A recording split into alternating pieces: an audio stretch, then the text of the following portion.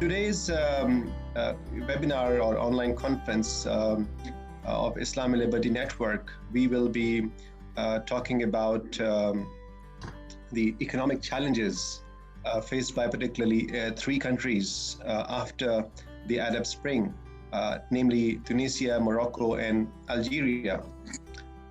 As we all know that these countries and other countries in the region have gone through different stages of political and democratic transition. Each has a unique case perhaps, and so it's not easy to compare. But I think what is perhaps common across the region is the economic challenges being faced by the population of these countries, whether it is issues of job, economic growth, or investment or trade. But let's hear from our friend from Tunisia. Dr. Aymen, over to you, please. Thank you very much. Can you stop sharing the screen, please, Riyadh? Okay. Can you? Thank you. Yes, please. Aymen, we can hear you. And do you see me? Yes, I can see you. We can see you. Okay. Thank you very much. With your permission, I would like to start my talk with the focus on the current situation. I mean, post-COVID crisis. Of course, I will not fail to establish some significant links with the post-revolutionary context that is specific to Tunisia with its ongoing democratic transition. Tunisia is a part of a supply chain that has been broken globally. And this has led to our industries losing clients, losing suppliers with a very significant figure. We lost almost 9% of our GDP in the last year. So it is a very difficult and a very challenging circumstantial crisis in Tunisia, a crisis that came to be added to two structural problems. The first one is related to our political transition with the political instability and the weakness of the institution that have come after the revolution. And the second structural problem is the economy, because if the revolution occurred, it occurred because of our inadequate economic system. I would like to say a few words about this inadequate economic system, which is characterized by a very high level of unemployment. And this is significant, and I think the example of the nature of our unemployment can give you a clear idea about our structural economic problems. In Tunisia, the old regime had a very simplistic understanding of the idea of equity and equality. For the old regime, for Ben Ali and his regime, if you build a university in Tunis, you have to build other universities in internal areas such as Gafsa, Gabes, etc. So you end up with a strange situation where in rural areas you have many universities teaching literature, and with hundreds and even thousands of people with degrees in these specialties: literature, design, e-commerce, sometimes without internet connection in their environment. So this created a very serious and dangerous discrepancy between high expectations among these young people and what reality can provide. So we kind of destroyed the relationship with our youth, with their own, between our youth and their own reality and their own economic environment. We gave them degrees that are almost useless in their economic environment, but we created expectations among them. These expectations meant that they could no longer get back to their parents' activities.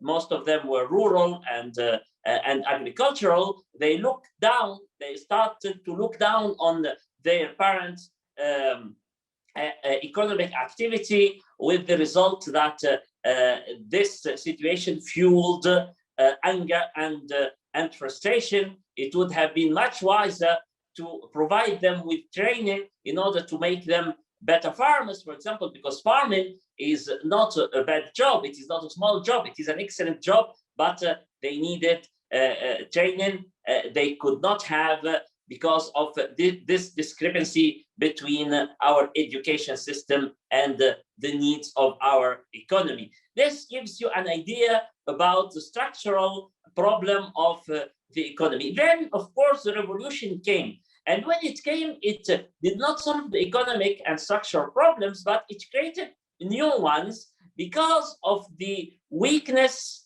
and instability of the government and the political system in general. In other words, this anger and frustration I was talking about was translated in demands coming from these people asking the government to provide them with some assistance, with some protection, to almost to compensate them for their hard and difficult economic situation. This created a huge pressure upon the government, which was supposed to hire people because they were heroes of the revolution. This led to recruitment with no needs. So the public sector services witnessed a huge degradation. And of course, this was also translated in a huge increase in public spending and public debt, which weighs very heavily on the financial market. In addition to this public sector, we need also to talk about the problems that occurred within or with our strategic sectors. For example, phosphate, which is one of our main extractive products, has been hit very, very hard because the public-owned, the state-owned company that produces phosphate was considered in its region as a kind of cash cow. People wanted it to provide them with jobs, whether these jobs were economically sustainable or not. The trade unions and other forms of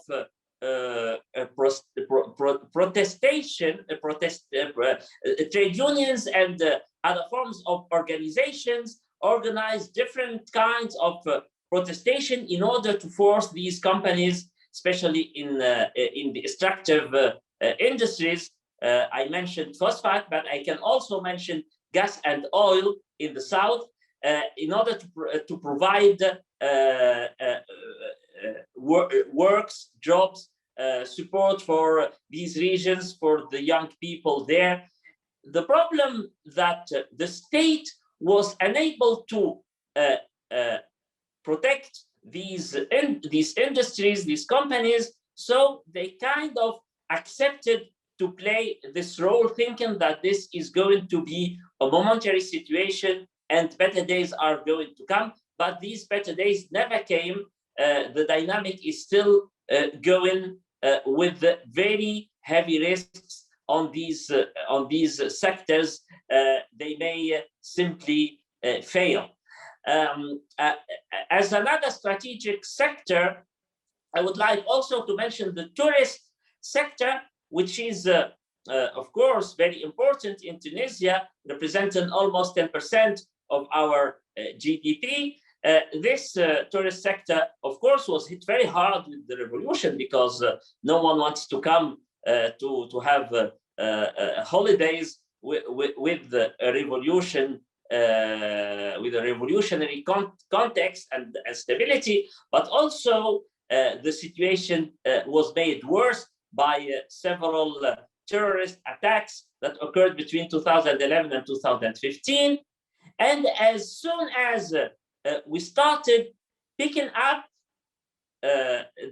we have been hit by Corona and the crisis that is related to this pandemic. This is an ugly situation, and when we say that the crisis is global, some people in Tunisia feel that this is rather comforting, because it means that we are not alone now in the crisis. Psychologically, it is comforting, but I think economically, it is really bad. It may bear a heavy cost on our future, because now we know that no one is going to come for the rescue, because other countries, especially our democratic friends in Europe and North America and elsewhere, have their wounds to heal now. Secondly, this is very dangerous, because our fragile economic situation makes it more and more difficult to introduce the necessary reforms. In Tunisia, we know that we need reforms, but we know also that these reforms are going to be relatively painful, so we are delaying them as much as we can. Now we know that it is very hard now to delay reforms. We have huge pressure from inside, from outside, from the IMF, etc. And we are going to have to reform in the worst possible economic situation. And in order to do that, we need a very strong government that is capable of sustaining the social consequences of the reform, especially in the short run. It is very hard to imagine our current democratic system, with its weaknesses and instability, facing up to this challenge, which means that the economic crisis may translate into a very dangerous political crisis, and we have been successful in avoiding that for the moment, but the picture is not really reassuring. This is related to our transition and to our understanding of it. If we look at our transition, it was obvious that our transition was liberal in political terms. We wanted democracy. That was a kind of consensus. But in economic terms, it was anti-liberal. It was anti-liberal because our intellectuals interpreted this revolution as a kind of a reaction against the neoliberal world.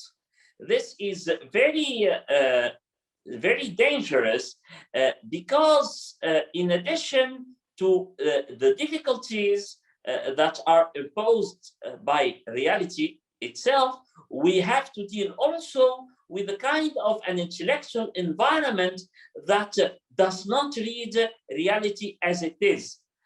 When you listen to our intellectuals, you have the impression that Tunisia had been a liberal or a neoliberal state with a very limited government, without basic services in education or in healthcare. And in reality, this is ridiculous. Anyone who knows Tunisia knows how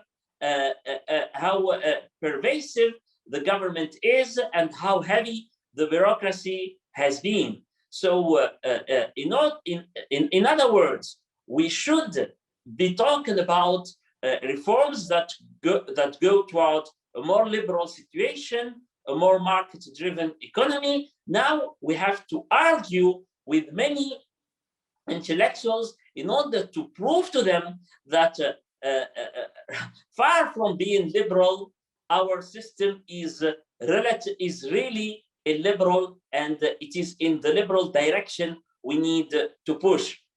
To cut a very long story short, I would say that collectively we are pushing towards the wrong direction.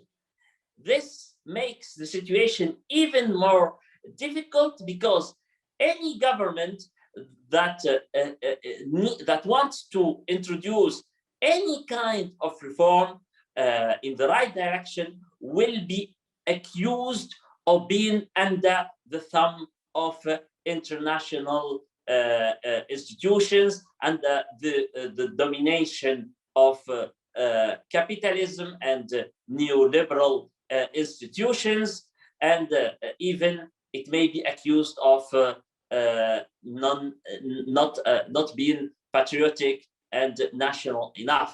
So, is there any reasons for hope?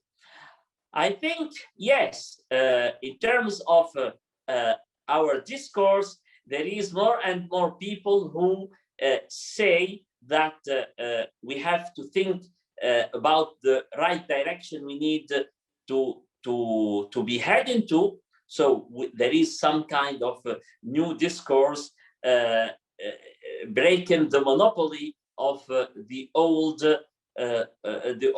discourse about the role of the state and the responsibilities, the new responsibilities that the state should assume in our society. So this is a good sign. There is another good sign because with the coronavirus, some changes have taken place, especially at the small scale. Several enterprises are trying to adapt themselves to the new situation. There are many people who have tried to use the new possibilities of the digital world with the e-education, e-services, e-finances. So there are some changes at a relatively small level. At a bigger level, however, Tunisia needs investments, needs heavy investments, and these are difficult to come. First of all, and I would conclude with these points. First of all, the government does not have the money in order to invest heavily, for example, in improving our infrastructure and our education, simply because it doesn't have the money required. This year, for example, we have a gap in our budget, and this gap is very difficult to manage and to finance. The IMF is more and more reticent to cooperate with Tunisia, and I cannot really blame them because we have signed 2 agreements with the IMF during the last 10 years, and we failed to honor our engagements. In addition to that, Moody's has degraded our note to B3 with the negative perspective, which makes our possibility to finance our budget on the financial market more and more difficult. So the government cannot be counted upon to inject enough money for the rebuilding of the infrastructure and other necessary reforms. Investment must therefore come from the outside world. Tunisia has historically had a difficult task to convince these investments to come in Tunisia. Now we have a difficult task to convince them to stay because of the tensions that I've been mentioning, but also because with the new crisis, the new global COVID-related crisis, investments, even on the international level, are relatively scarce. Competition is very high. Many countries are trying to benefit from these possibilities and from the necessities, and many countries are trying to answer their needs for reform. So there is no possibility for Tunisia to business as usual, because there is a new normality. We need to adapt to this new situation. Are we going to do that or not? I doubt it, but there is some structural elements that may be in our favor. The most important one being the smallness of our economy. Our economy is small enough to be able to adapt more easily than we tend to think. More clearly, all the money we need in Tunisia is something like the money obtained by a company such as General Motors from the American government after the 2008 crisis. So we don't need that much money. So the smallness of our economy may be our best element. I don't know whether this is a hopeful note to conclude with, but that's the best I can provide. So thank you for your attention. Thank you so much, Aymen. This was a very enlightening, a very informative talk about Tunisia. You highlighted pressures of for reform. You highlighted particularly the intellectual resistance to reforms ideas, and how intellectuals perceive the revolution as a sort of a revolution against the new liberal ideas or free market ideas, if I were to use that word.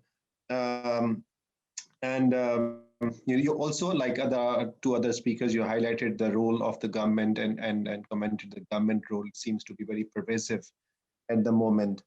So very interesting thoughts. I will move on to questions now. I have just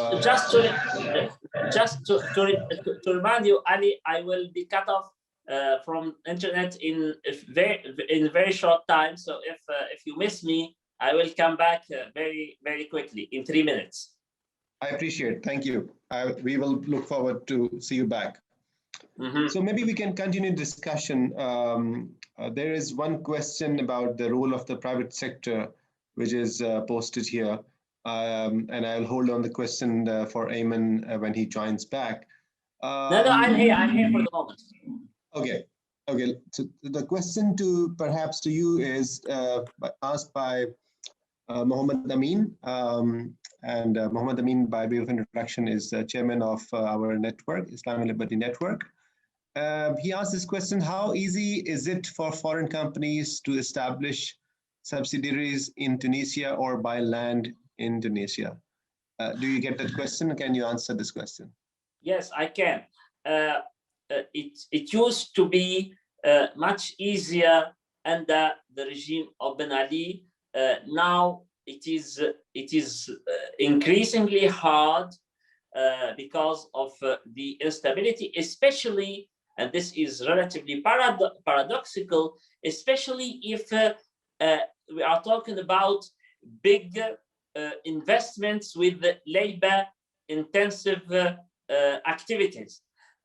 This is paradoxical because those are precisely what Tunisia needs. But in order to implement such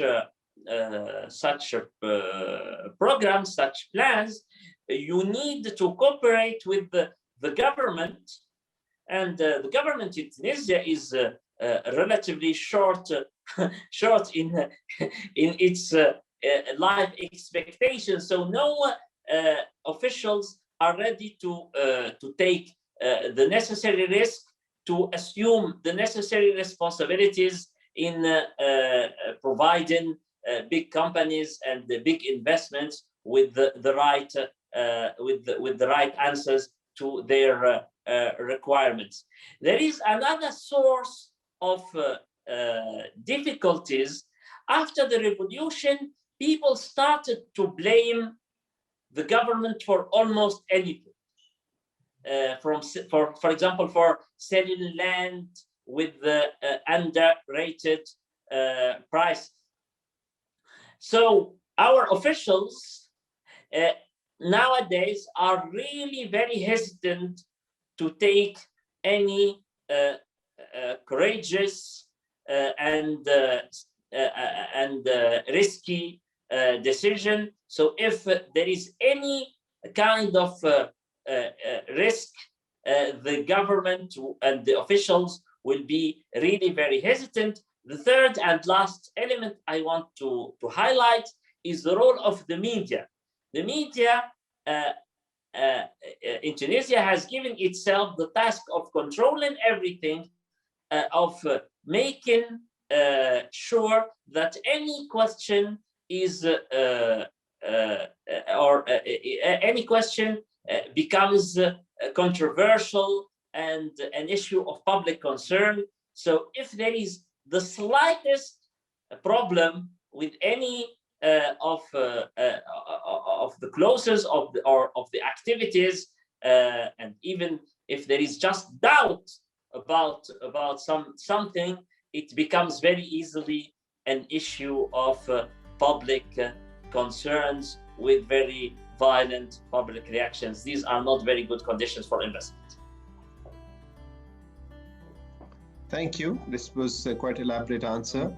Is there one question I wanted to ask, Aymen, if you can still, I can still see you and you're available. Yes, I'm still here.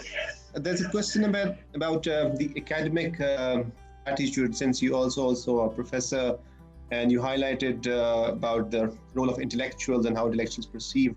And I think some of us also highlighted, the role of education and role of ideas in when we talk about reforms, you have to have some social support for reforms. Let's say, more role for the private sector, less role for the government, smaller size for the size of the government. All these ideas need some kind of education, some intellectual support. From your presentation, it seems that there's very little of it. Is this impression correct? And what needs to be done to improve I would say, to increase the intellectual support for important economic changes?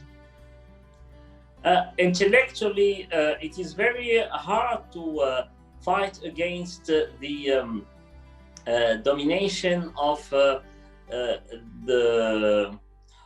kind of discourse that starts almost every speech by saying the state must or the government should. This is a tradition in Tunisia, and this tradition really became predominant after the revolution, because everyone now is kind of pointing at the government and asking it to assume its responsibility. And believe me, it is almost painful to come up with a different story.